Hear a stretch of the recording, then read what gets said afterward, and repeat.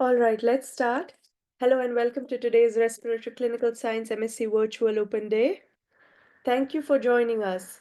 My name is Himani Patni and I'm a proud alumni of Respiratory Clinical Science course. I will be your chair this afternoon. We hope this session will address your course-specific questions and will help you to gain an insight into what it is really like to study on one of our master's programs.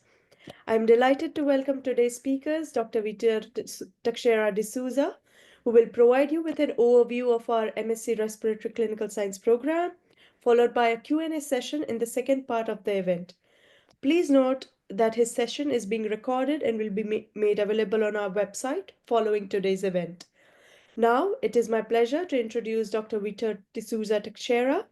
Dr. De Souza is an associate professor, director of the Respiratory Clinical Science MSc program, tutor for postgraduate taught degrees, and the deputy postgraduate research tutor at the UCL Division of Medicine. He's responsible for designing and leading the MSc Respiratory program, teaching immunology, lung biology, and respiratory diseases across the core modules, and overseeing research projects. Over to you, Vito. Wonderful. Thank you very much, Imani, for the lovely introduction. I will share my slides now.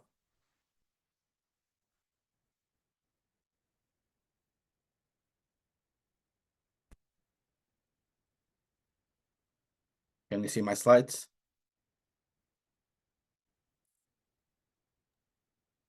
No, now we can see. Wonderful. Good morning, everyone, and welcome to the MSc Respiratory Clinical Science virtual open session. It's my pleasure to welcome you to this session, and I hope that I convince you at the end of this the description of this course.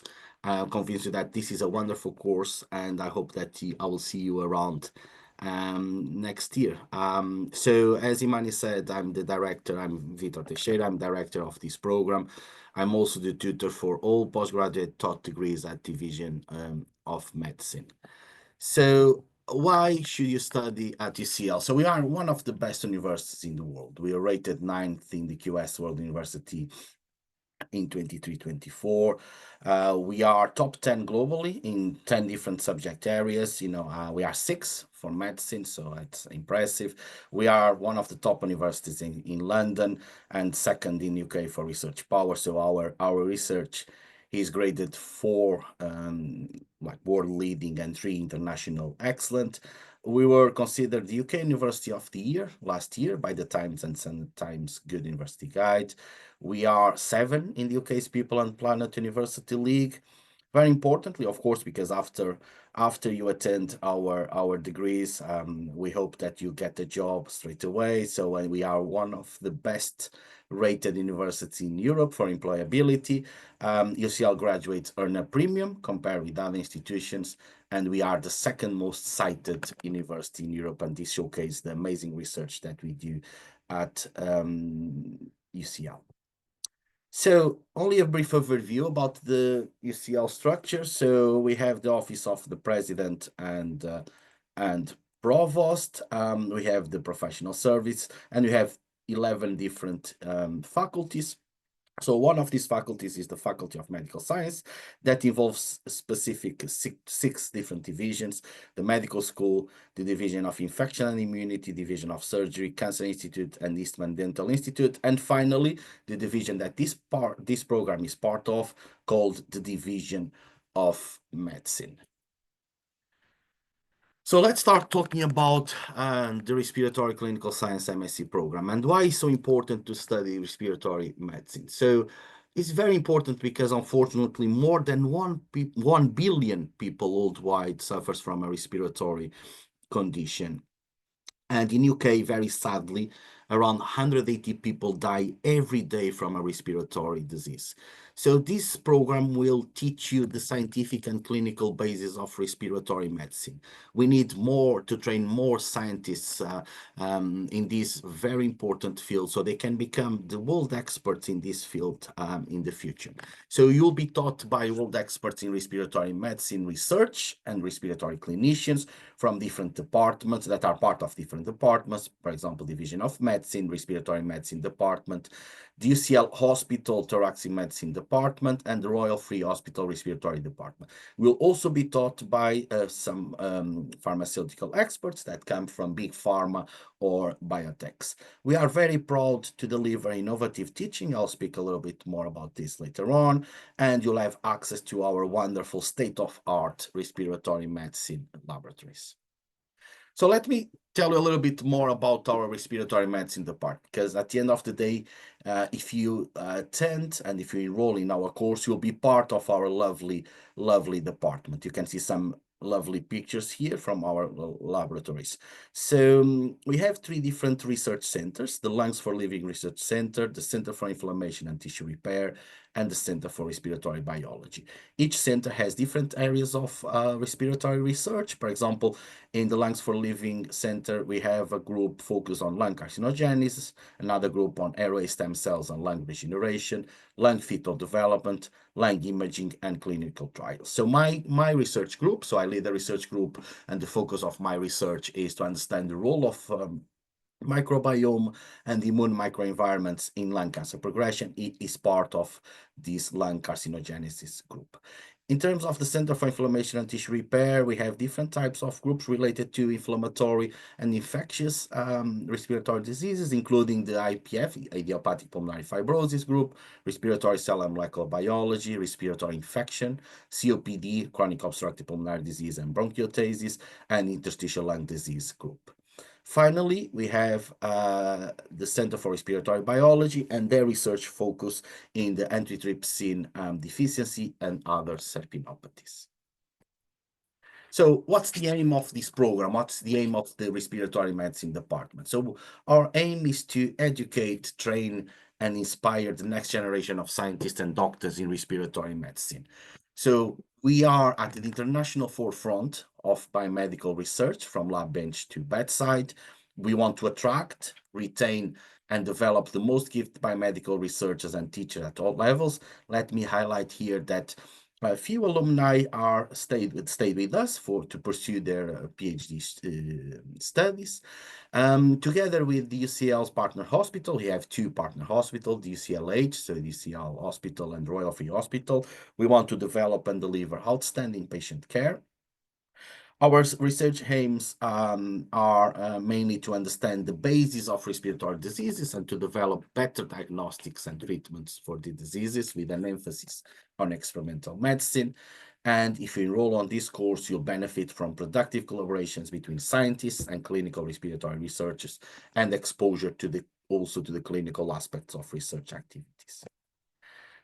So I will now start describing the structure of this Respiratory Clinical Science Master Program. So this program is a one-year program. You have three different terms, term 1, term 2, and term 3. In term 1 and term 2, you will attend 8 taught modules, and in term 3, you will do a lab-based or a clinical-based research project. So in term 1, you have 4 different taught modules, including principles of immunology, principles of inflammation, tissue repair and regeneration, and respiratory cell and molecular biology. You see here the faces of the model leads. In term 2, you have another 4 taught modules, including the principles of respiratory biology and physiology, respiratory disease and conditions, drug discovery in respiratory medicine, and the practical laboratory research skills. I'm leading 3 of these modules, and Professor Norman and Dr. Donovan will lead the practical laboratory research skills. In term 3, you have the research project that will start after Easter, so we'll have a duration of 4 months, and I'm leading the research project module. So let's discuss a little bit more about the different types, the structure of the different types of modules. In the principles of immunology, principles of inflammation, and tissue repair and regeneration, you will gain a deep understanding of this multicellular process and multi-organ aspects of inflammation, infection, immunology, tissue repair and tissue regeneration in health and respiratory and other diseases. And why these biological processes are important? They are very important for the to understand and to know because, for example, chronic inflammation in the respiratory system can lead to diseases like asthma, COPD, and IPF. We know that the immune system plays a crucial role in defending against respiratory infections like pneumonia, tuberculosis, COVID, and the dysregulation of the immune system can contribute to respiratory diseases, including acute respiratory distress syndrome, asthma, and lung cancer. And we also know that effective tissue repair and regeneration are in the lungs are essential for recovering from respiratory injuries and diseases. And if these repair mechanisms are impaired, we can have chronic respiratory conditions.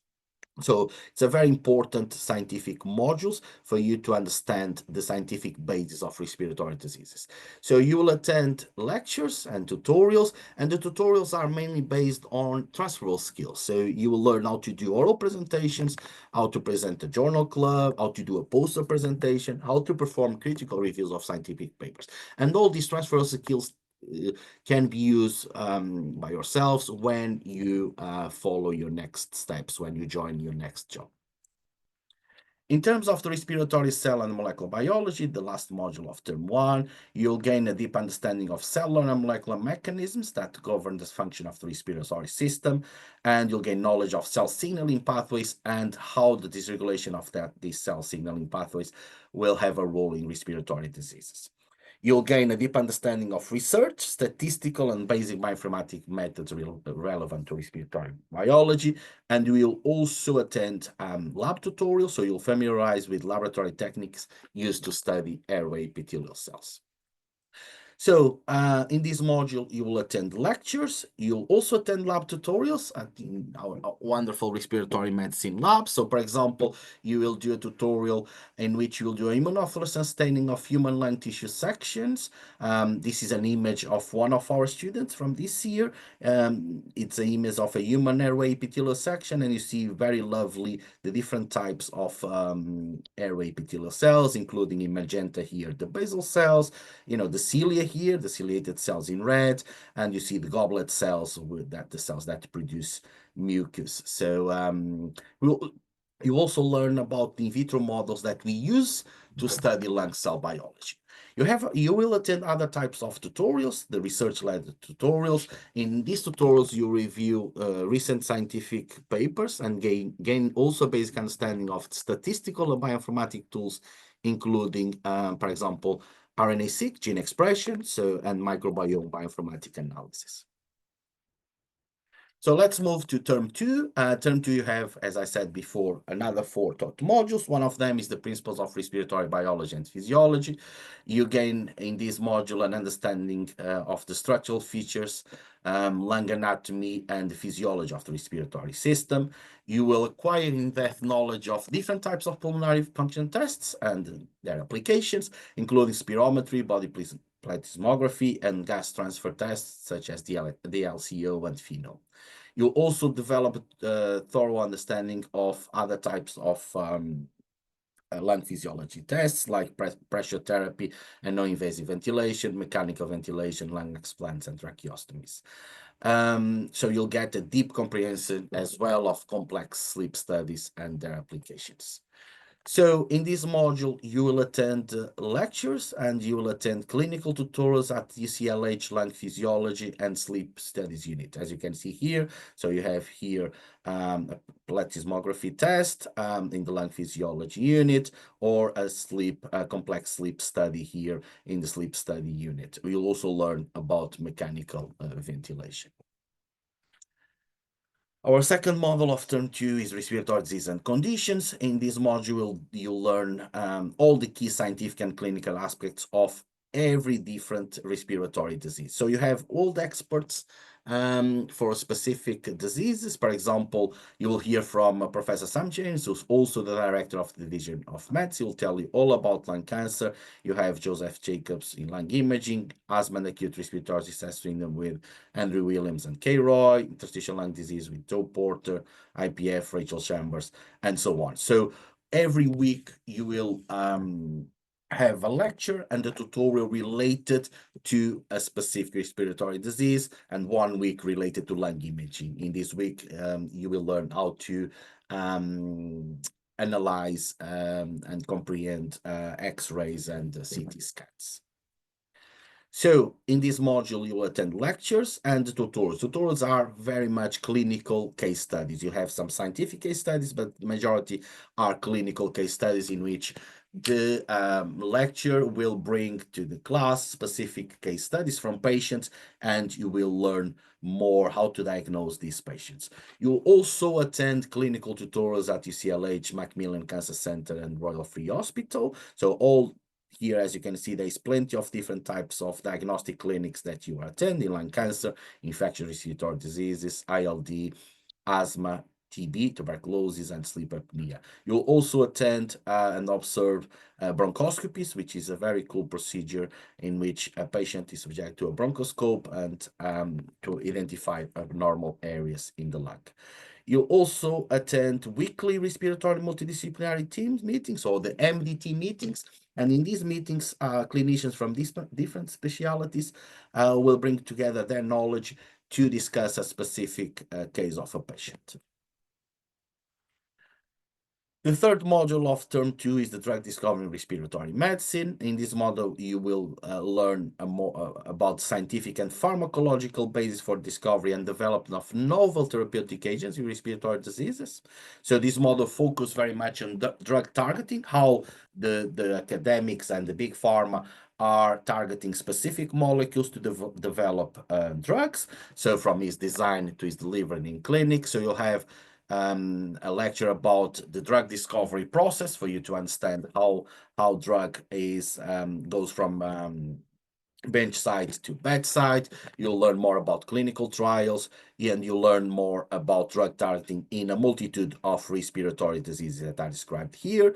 You'll also learn about translational medicine and drugs to rare diseases. So in this module, you will attend lectures, and the lecture will be delivered by drug discovery experts from pharmaceutical companies, biotechs, and academic institutions. The last module of term 2 is called Practical Laboratory Research Skills, and in this module we'll learn the theoretical and practical experimental techniques that are required in the wet lab, including, for example, lab health and safety, research ethics. You'll perform cell culture, you'll perform transfections, you isolate DNA, RNA, protein, you'll perform flow cytometry, qPCR, Western blotting, immunofluorescence, and so on. So you will spend several hours in the lab, in our labs at the Cruciform building, in which you will learn more about these different techniques. And this module is quite important because even if you don't have any scientific background, if you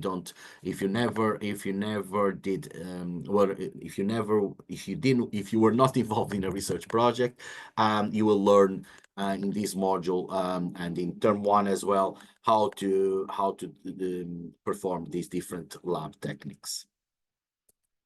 So as you could see, because I have described this before, we are very proud to deliver innovative learning, because you don't have only, you don't attend only lectures, but you attend lab-based tutorials, you attend clinical tutorials, you attend research-led tutorials, you'll gain transferable skills.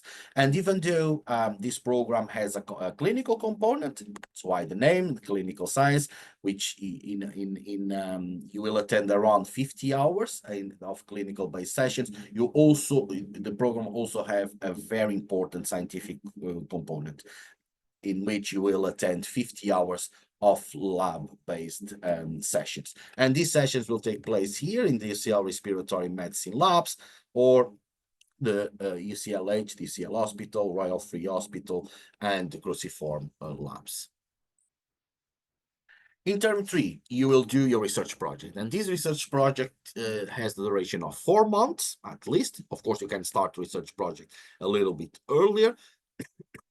And we offer lab or clinical-based research projects in a multitude of different diseases. For example, lung cancer, IPF, COPD, asthma, ILD, pneumonia, TB, lung fetal development, sleep apnea, and alpha-1 antitrypsin deficiency. So we covered the majority of respiratory diseases, and we offer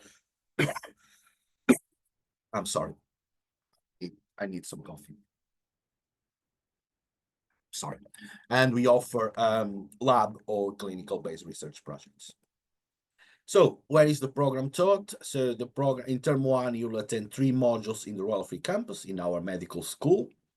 And one module will take place in the Bloomsbury campus, what we call the main campus.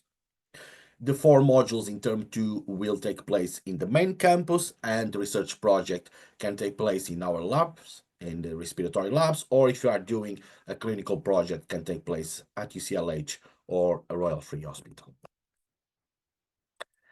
So when you finish your program, our program will prepare you very, very, very well for different types of careers.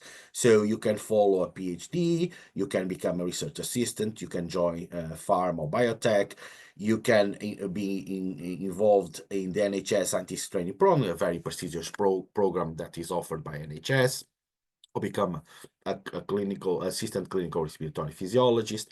You can apply for graduate medicine, public health, or charity scientific publishing and science communication. A lot of our alumni are following PhD studies at the moment.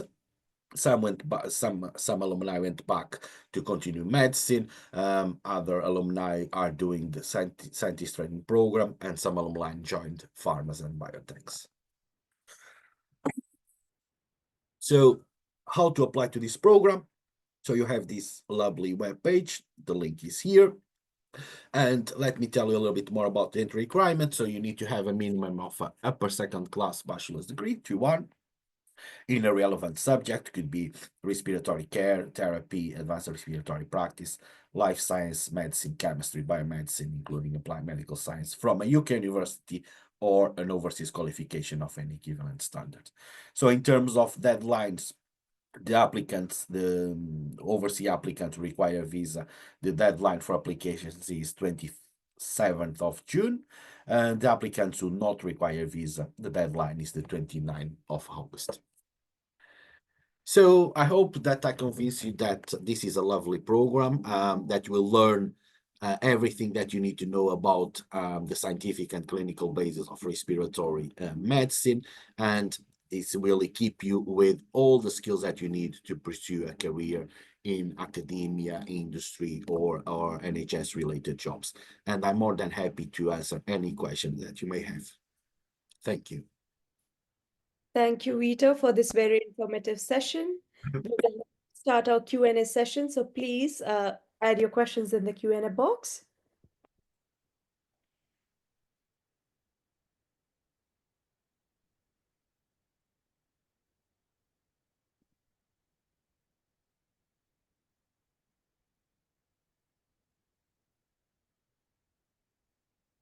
Again, feel free to answer any questions that you might have. How many students do we have each year? 10 to 15 students. So we're very proud to deliver quality rather than have a cohort of 20 or 30 or 40 students. So we are a small cohort. So yeah, around 10 to 15 students. Thank you for your question.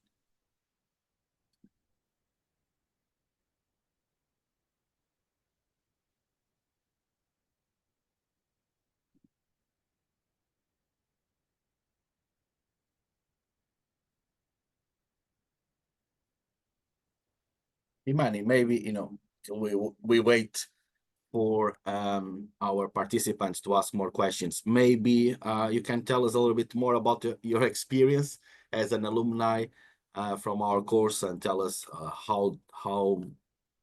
what did you learn? Of course, in very concise way, but how this course has helped you to pursue your career as well, which is quite important. Yes, for sure. So, for the start, I would like to say that I come from an entirely clinical background, so I didn't have much experience with the research. But to be honest, it has been an incredible experience because I got to learn from the very basic from the lab because the UCL research labs are one of the best labs because they are fully equipped and it gave me a lot of opportunity to learn from research techniques to the projects. It gave me an ample opportunity to get myself to see the research side, which I was not very much exposed to. So it has been an incredible journey. And of course, it always gives an edge to the clinical knowledge as well. So it has been a wonderful experience for me. Great. Very happy to know that. So can I suggest if the attendees would like to be unmuted and ask questions instead of writing the questions in the chat, you can ask your questions. Would it be okay? Do you want to ask questions rather than write them in the chat?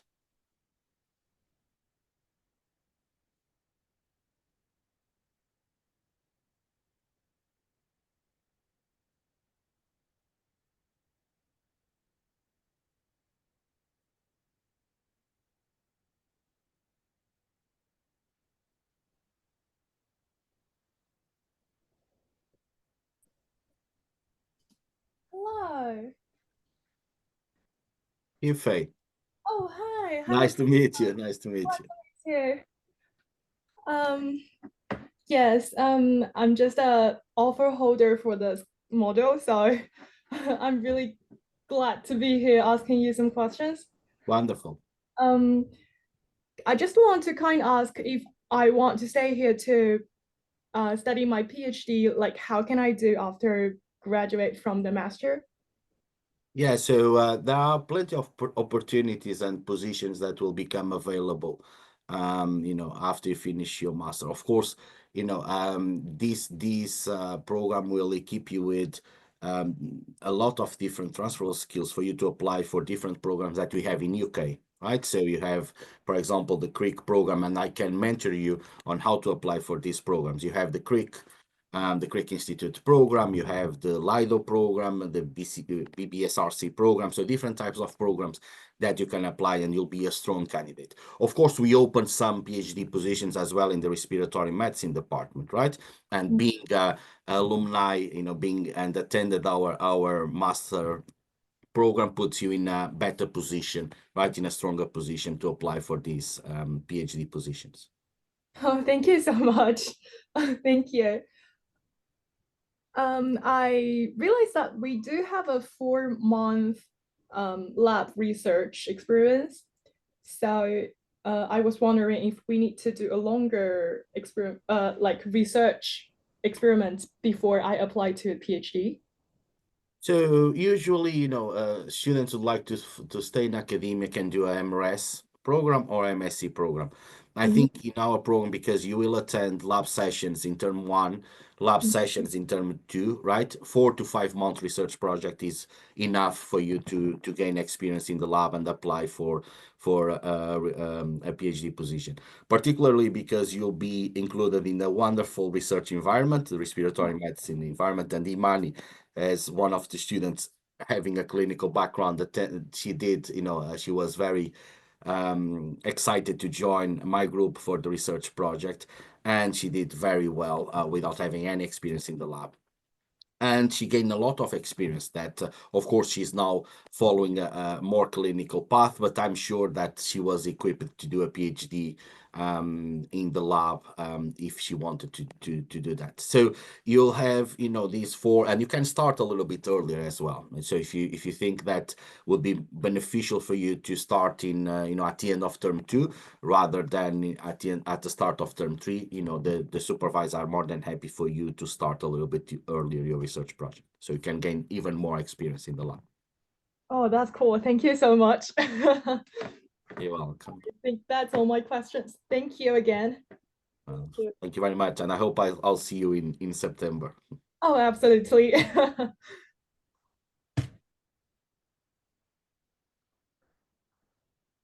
Charles and Isaiah, sorry to put you on spot. Do you have any questions for me?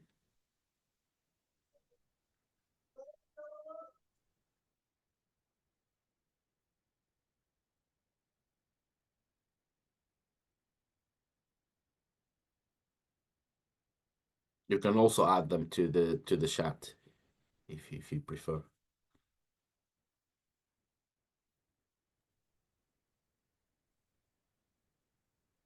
Yeah, if you can unmute them, will be good, please. Thank you.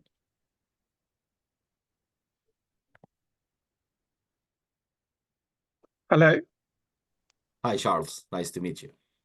Yes, good to meet you. I apologize because I joined the session late, but you know, I actually haven't come from a clinical background.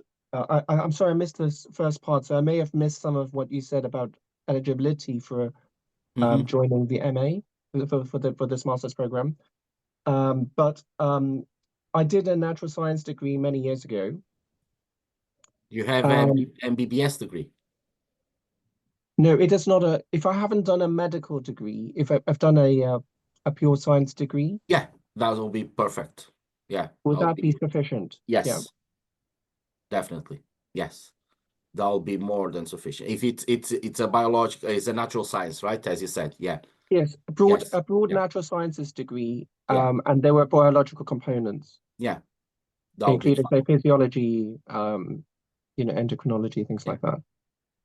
That'll be absolutely fine. You need to have 2.1, yeah. Yeah. And a part first, sorry, a 2.1 or first. Apart from that, you know, your degree make you eligible to apply for the program. Definitely. Okay. Yeah, that's a fantastic. So yeah, the question is, so you know, it's clearly you know, a teaching master's, and you'll be teaching from what level would you be teaching? You know, is it really from the very basics, you know, to kind of a research level, you know, to the Yes. level that you'd be able to carry out research? Yeah.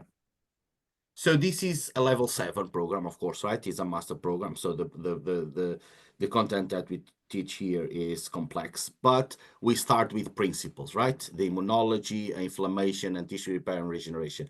It's very important for our students to understand these principles of this biological process, because this will prepare them for the term 2, in which they, if, for example, Professor Sam James arrives and speaks about lung cancer and how the immune system is dysregulated, if you don't know what a T cell is, what a macrophage is, what a B cell is, right, you'll be completely lost. Right. And that's Of course. why Yeah. we are teaching in term 1 a more, I call it the term 1 a more scientific term.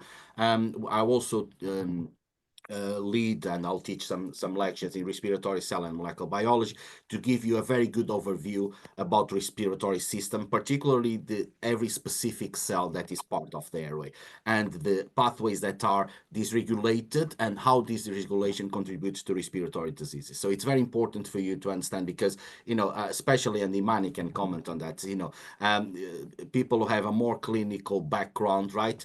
They are very good on diagnostic. They are very good on prescribing medications, but they lack this kind of scientific knowledge, right? So they lack to understand the mechanisms behind disease. Yeah. So because all the symptoms, as I say to my students, all the symptoms are based on a dysregulation in specific signaling pathways, right? Or a lack of function of specific cells. If you have an accumulation of mucus in chronic bronchitis, this is because your goblet cells are not working properly, right? So it's important for the students to learn about this, right?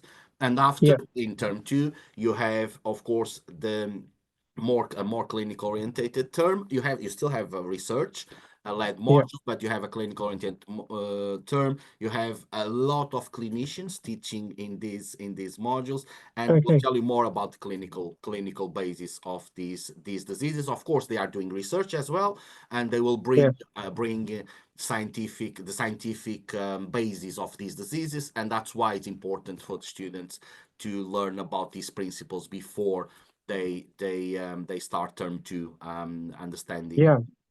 That's fantastic. And what would you say is the, you know, so in terms of so someone, you know, as I say, who has you know, in terms of laboratory research skills, you know, I have some, but only a limited amount from an undergraduate degree. from a long time ago. Yeah, Would yeah. that be Yeah. would that be a hindrance or a barrier? Would I need to do some preparation? No, at all. Imani can comment on that. Imani, I think she I never pipette in their I life, would right? like to add on to this one. I had zero, absolutely zero research background and zero lab experience.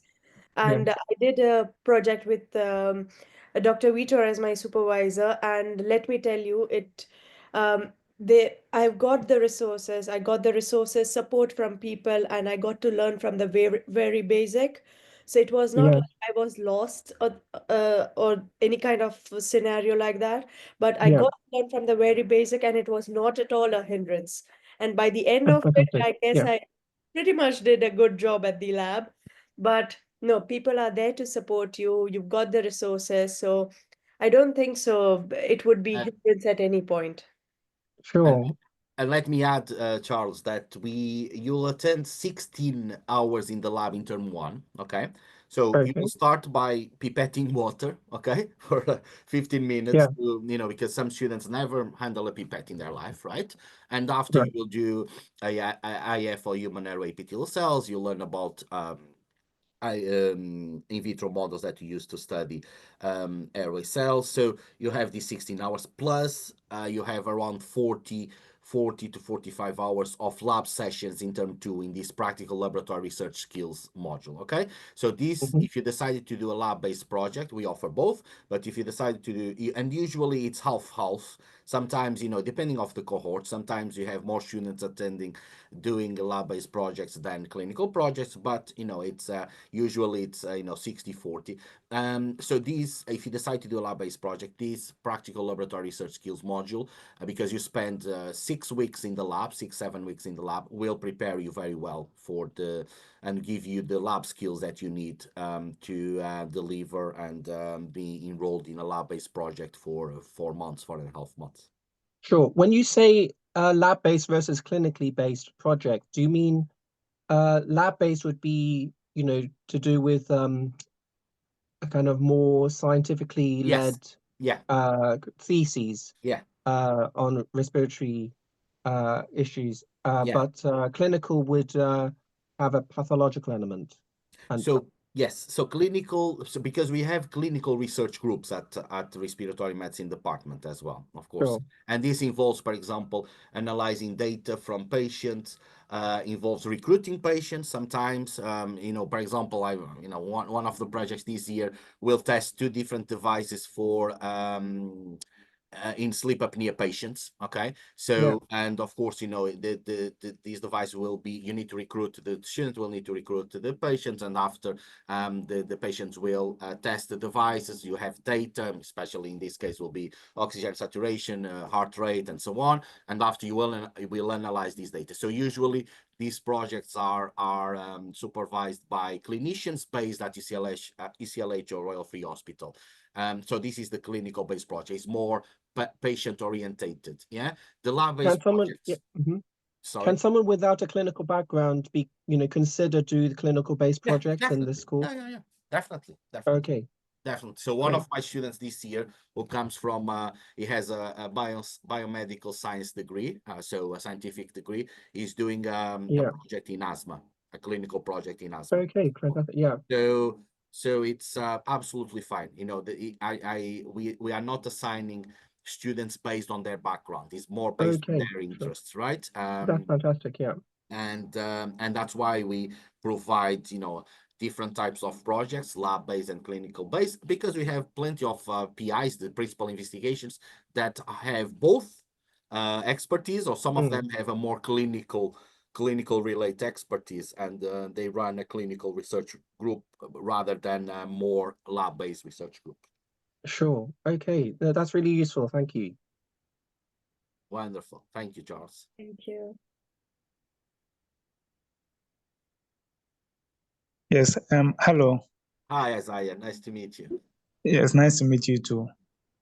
I want to ask a question. I am an international student, and then with regards to funding, I want to ask if there are any funding opportunities for master students who want to study this particular program in the university.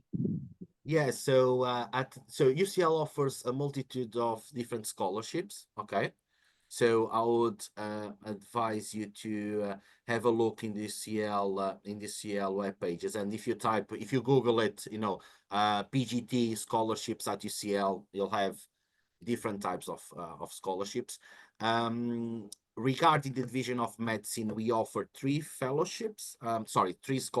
They are not, the amount is only 5K per scholarship. So, and this goes towards the fee. And one is for nutrition programs, because we have a nutrition route as well, and the other one are for biomedical science programs. So we have not only respiratory but other programs in the division, and we have a third one that is from a student who would like to be our student representative within the division for the master program. So yeah, we have these two. In your case, if you want to apply for respiratory medicine, respiratory clinical science, you have these two fellowships within the division of medicine. But Emiliana has put in the chat, okay, if you click on the chat button, has put in the chat the master's funding awards that are available at UCL. So these scholarships. So I would advise you to, copy paste this link and see what kind of scholarships you can apply. Oh, okay. Okay. Thank you very much. You're welcome. Do you have any other questions, for me?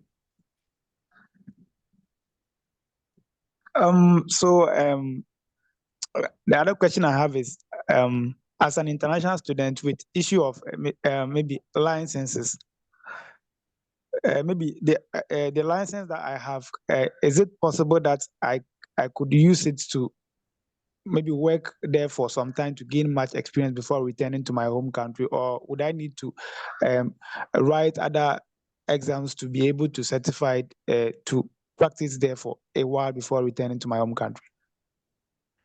So I don't know if I fully understood your question. So if you are enrolled in this program, you'll have of course a student visa, yeah, to attend the program. Usually the student visa finish on the January of next year. So meaning if you enroll, for example, now in September, right, you have a September 2025, you'll have a student visa that allow you to stay in UK until January 2027. Okay. After, if you find the job, yeah, and Imani can tell you a little bit more about it. If you find the job in UK, you can apply for what we call a graduate visa. Okay. So this graduate visa will allow you, of course, you need to prove that you have this job, right? It will allow you to stay in UK and work in a specific industry. Okay, so it could be do a PhD, right, following the academic route, or you can work in a biotech or farm, or you can have NHS related job, apply and get an NHS related job. Yeah, but yeah, when you start applying for jobs, you can apply for this graduate visa. And Emilian has put some links as well with more information about these specific visas. So post your study, you can apply for a graduate visa, like post your study visa, and the graduate visa is for 2 years. And if you get in touch with any companies or biotech, and if they are ready to sponsor you, you get essentially a visa called the Tier 2 visa. That's your work visa.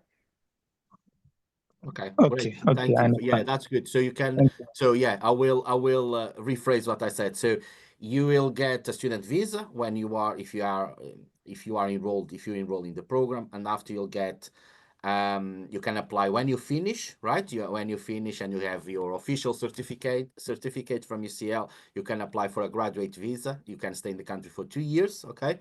And after, if you find a job, you have your work visa that allow you to stay here during the duration of that job, if I'm not wrong.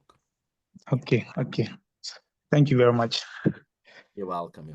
Yes, I will read more on the information on the links that you've provided. I will do more research on that.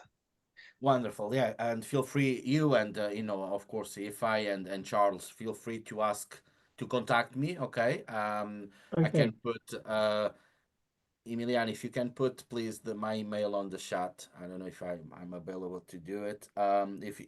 please feel free to reach out if you need to have another meeting with me via Teams, for example, or if you want to pop in the respiratory medicine department. If you are in London, feel free to contact me. I can give you a tour of the labs. Okay? Okay. Okay, that's great. Thank you. That's very kind. That's very kind. Thank you. You're welcome. You're welcome. So Emiliana has put my email on the chat.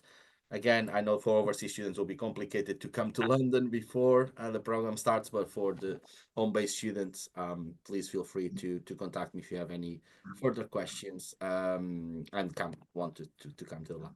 Okay? Okay. Wonderful. I don't know if any of you has Questions? some final questions for me.